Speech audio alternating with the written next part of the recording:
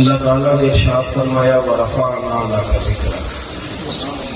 اے محبوب علیہ السلام ہم نے آپ کے لیے آپ کے ذکر کو بلندی عطا فرما دی۔ بڑی معروف اس آیہ مبارکہ کی تفسیر آپ نے بارہا سنی ہوگی کہ جب یہ آیہ کریمہ نازل ہوئی تو اللہ کے حبیب علیہ السلام نے حضرت جبریل امین علیہ السلام سے پوچھا کہ اللہ تعالیٰ نے میرا ذکر کس طرح بلند کیا ہے؟ حضرت جبریل عرض گزار ہوئے کہ یا رسول اللہ صلی اللہ تعالی علیہ وسلم، رب فرماتا ہے جہاں میرا ذکر ہوگا وہاں آپ کا بھی ذکر کیا جائے گا۔ یہ جو ذکر ہے نا، یہ انسان سنتا ہے تو تب بھی اس پر اثر کرتا ہے۔ سارے لوگ ہی کانوں کے کچے ہوتے ہیں، بس اتنا فرق ہے کہ کچھ تھوڑے زیادہ کچے ہوتے ہیں اور کچھ تھوڑے سے کم اچھے ہوتے ہیں۔ ہم جن لوگوں کے پاس اٹھتے بیٹھتے چلتے پھرتے ہیں نا، جن کے ساتھ ہم وقت گزارتے ہیں، وہ جس طرح کا بھی کوئی ذکر کرتے ہیں نا،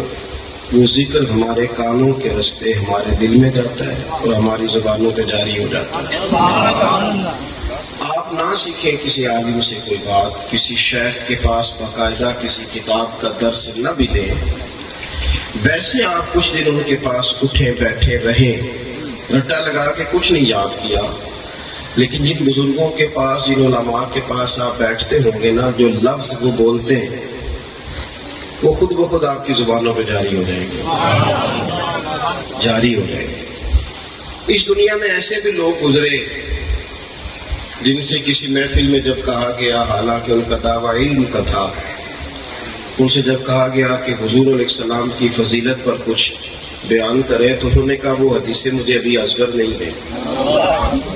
ابھی مستحضر نہیں ہے، ہاں میں مذمت دنیا پر آج تیاری کر کے آئے اس پر بات کروں گا،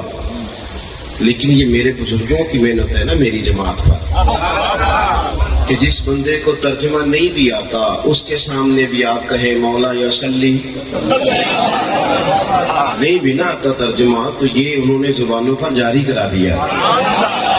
جن لوگوں کو نہیں بھی نہ ترجمہ آتا ان کے سامنے بھی آپ بس اتنا کہہ دیں بلغ الغلاب، اگلا شعر کیا ہے؟ پھر صلی اللہ علیہ۔ میں نے کہا ہو سکتا ہے نہ آتا ہو ترجمہ، لیکن یہ ہمارے بزرگوں کی محنت ہے نا، کہ ہمارے چھوٹے چھوٹے توتلے بچے بھی کہہ رہے ہوتے ہیں سب سے اولا ہو اعلیٰ۔ آپ جب ذکر کرتے ہیں، جب آپ کے سامنے تذکرے کیے جاتے ہیں، جب آپ کے سامنے نعتیں پڑھی جاتی ہیں، جب یہ ذکر آپ سنتے ہیں،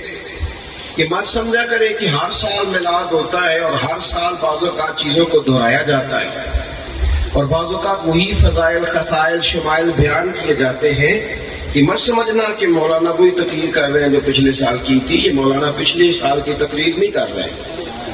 یہ مولانا نے پچھلے سال آپ کے دادا کو سنائی تھی، اس سال آپ کو سنا رہے، اگلے سال آپ کے بچوں کو رٹا لگوا رہے۔ یہ چاہتے ہیں کہ کئی نسلیں حضور سید عالم علیہ السلام کے فضائل کو سمجھ جائیں۔